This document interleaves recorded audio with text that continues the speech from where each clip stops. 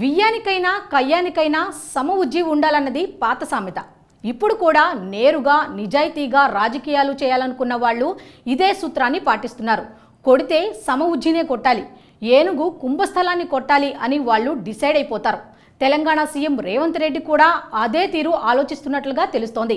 ప్రత్యర్థుల్లో అందరి పని అయిపోయిందని, ఇక మిగిలినది తనతో సమానంగా పోటీ పడే హరీష్ రావు మాత్రమేనని ఆయన భావిస్తున్నట్లుగా ఉన్నారు. అందుకే అవకాశం వచ్చినప్పుడల్లా హరీష్ రావును ఆయన టార్గెట్ చేస్తున్నారు. కాంగ్రెస్ నేతలకు కూడా అలాంటి ఆదేశాలే వెళ్ళినట్టుగా చెబుతున్నారు. ఢిల్లీ వేదికగా తెలంగాణ రాజకీయాలు ఇప్పుడు హాట్ గా నడుస్తున్నాయి. రాష్ట్రంలో కాంగ్రెస్ పార్టీ అధికారంలో ఉండడం, సీఎం సహా పలువురు నేతలు తరచూ ఢిల్లీ వెళ్తూ ఉండడంతో ఎక్కువ స్టేట్మెంట్లు హస్తిన నుంచి వస్తున్నాయి. ఎవరి మీద విరుచుకుపడాలన్నా కాంగ్రెస్ నేతలు ఢిల్లీలోనే స్టేట్మెంట్స్ ఇచ్చే పరిస్థితి ఉంది. ఈ క్రమంలోనే ఒక ప్రకటన అందరి దృష్టిని ఆకర్షించింది. బీఆర్ఎస్ పార్టీ ఫినిష్ కావాలనేది మాజీ మంత్రి హరీష్ రావు కోరిక అని సీఎం రేవంత్ రెడ్డి తాజాగా ఆరోపించారు. హరీష్ రావు ట్రాప్లో కేసీఆర్ పడడంతో బీఆర్ఎస్ బతకడం కష్టమన్నారు.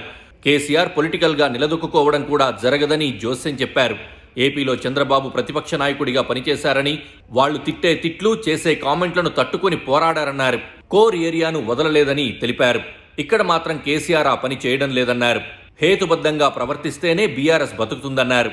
పార్టీ బతికితే కేసీఆర్ తర్వాత కేటీఆర్, కవిత ఉంటారని, అందుకే బీఆర్ఎస్ ఫినిష్ కావాలని కోరుకుంటున్న వారిలో మొదటి చివరి వ్యక్తి హరీషేనని అన్నారు. హరీష్ రావు ఎప్పుడూ ఏదో ఒక సంక్షోభాన్ని సృష్టించి తనకు అనుకూలంగా ఆ ఇష్యూను మలుచుకుంటున్నారని అన్నారు. అసెంబ్లీకి కేసీఆర్ హాజరు కాకపోతే హరీష్ రావే మాట్లాడతారని, అందుకే హరీష్ వ్యూహాత్మకంగా వ్యవహరిస్తున్నారని తెలిపారు. కేసీఆర్ కుటుంబానికి హరీష్కు మధ్య విభేదాలు సృష్టించడమే రేవంత్ ఉద్దేశం కావచ్చు. హరీష్ను కాంగ్రెస్ పార్టీ ఒక బలమైన నాయకుడిగా పరిగణించడమే ఇందుకు కారణం కావచ్చు. హరీష్ను దెబ్బ కొట్టగలిగితే బీఆర్ఎస్ను పడగొట్టడం పెద్ద కష్టమేమి కాదన్న ఫీలింగ్తో కాంగ్రెస్ తెలంగాణ పెద్దలు పావులు కదుపుతూ ఉండొచ్చు. బీఆర్ఎస్ అధికారంలో ఉన్నప్పుడు కూడా కాంగ్రెస్ పార్టీకి హరీష్ రావు స్పెషల్ టార్గెట్గా ఉండేవారు. ఉమ్మడి మెదక్ జిల్లా నేత జగ్గారెడ్డి నిత్యం హరీష్ పై విరుచుకుపడుతూ ఉండేవారు. మంత్రి అయిన హరీష్ అవినీతికి కేర్ ఆఫ్ అడ్రస్ గా మారని, కాంగ్రెస్ పార్టీని ఫినిష్ చేసే ప్రయత్నంలో ఉన్నారని అంటూ ఉండేవారు. అక్రమ సంపాదనలో హరీష్ నంబర్ 1 అని జగ్గారెడ్డి ఆరోపిస్తూ ఉండేవారు. రాష్ట్రంలో అధికారం మారి కాంగ్రెస్ పార్టీ పాలన వచ్చిన తర్వాత రేవంత్ ప్రభుత్వాన్ని ఎక్కువ విమర్శించింది హరీష్ రావేనని చెప్పాలి. అసెంబ్లీలోనూ బయట కాంగ్రెస్ను ఎవరైనా ఉతికి ఆరేశారంటే అది హరీష్ రావే అవుతారు. కాంగ్రెస్ గ్యారంటీలు ఎప్పుడు అమలు చేస్తారని ఆయన నిలదీస్తూ ఉంటారు. రైతు రుణమాఫీతో పాటు అన్ని హామీలను ఆగస్టు 31లోగా అమలు చేస్తే తాను రాజకీయ సన్యాసం చేసేందుకు కూడా సిద్ధమని హరీష్ రావు సవాలు చేయడంతో కాంగ్రెస్ కొంత ఇరకాటంలో పడిన మాట వాస్తవం.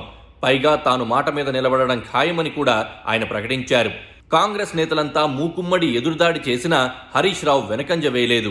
ఇలాంటి సంఘటనల నేపథ్యంలోనే హరీష్ను రేవంత్ రెడ్డి టార్గెట్ చేశారనుకోవాలి. కేటీఆర్ అసమర్థుడని, ఆయన డమ్మీ అని రేవంత్ రెడ్డి నిత్యం ఆరోపిస్తుంటారు.